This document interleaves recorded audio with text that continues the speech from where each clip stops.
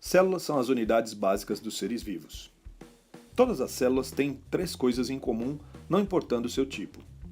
Todas as células têm uma membrana celular que separa o interior da célula do ambiente externo.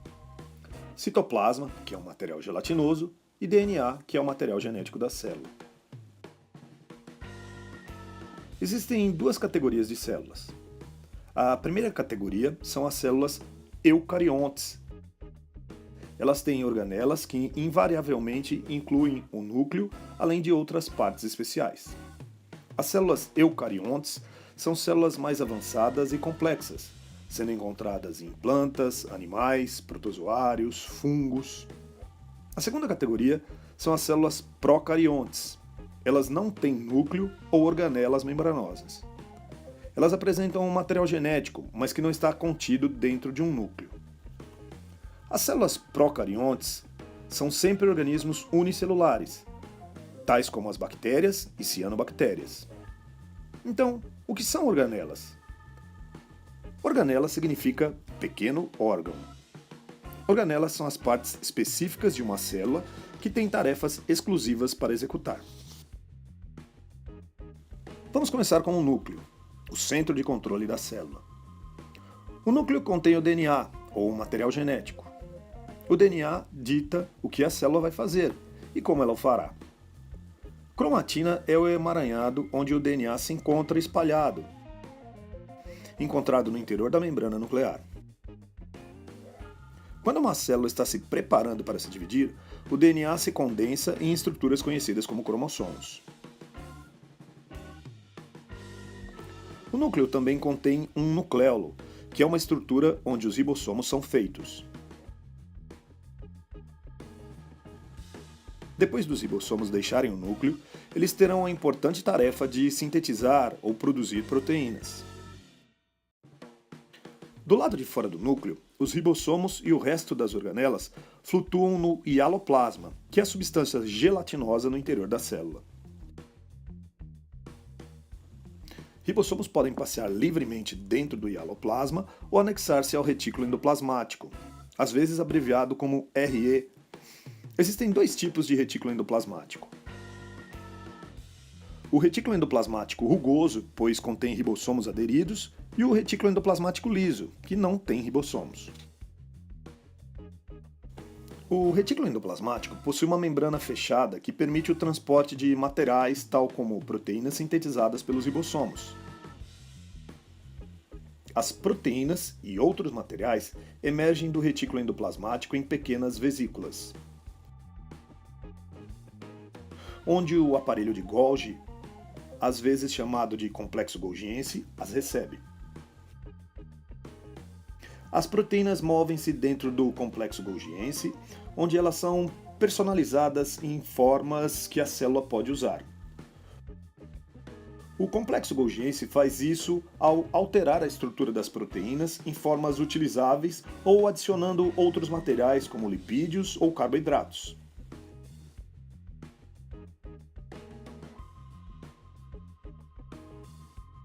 Vacúolos são estruturas em forma de vesículas que armazenam materiais diferentes. Aqui, nesta célula vegetal, o vacúolo, bem centralizado, armazena o suco vacuolar. Voltando à célula animal, você vai ver uma organela chamada lisossomo. Os lisossomos são como coletores de lixo que levam as partes da célula danificadas ou desgastadas.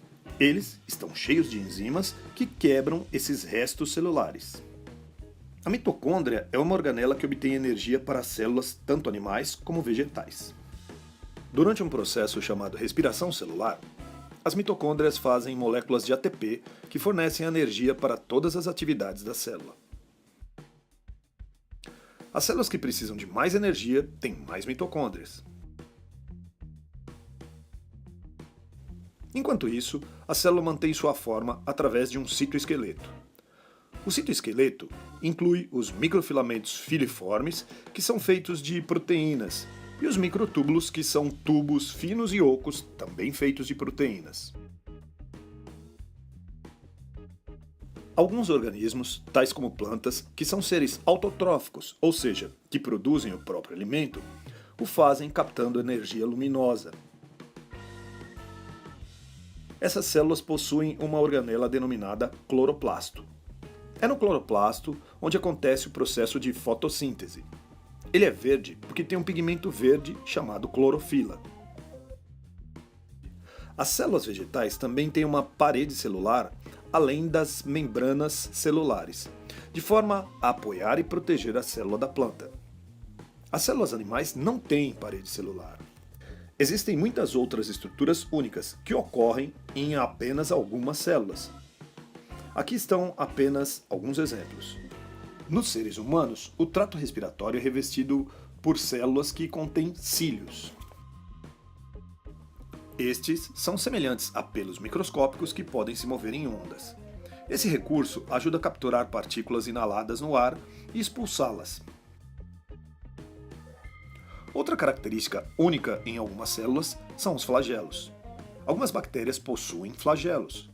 Um flagelo é como uma pequena cauda que pode ajudar no movimento das células. A única célula humana que possui flagelo é o espermatozoide.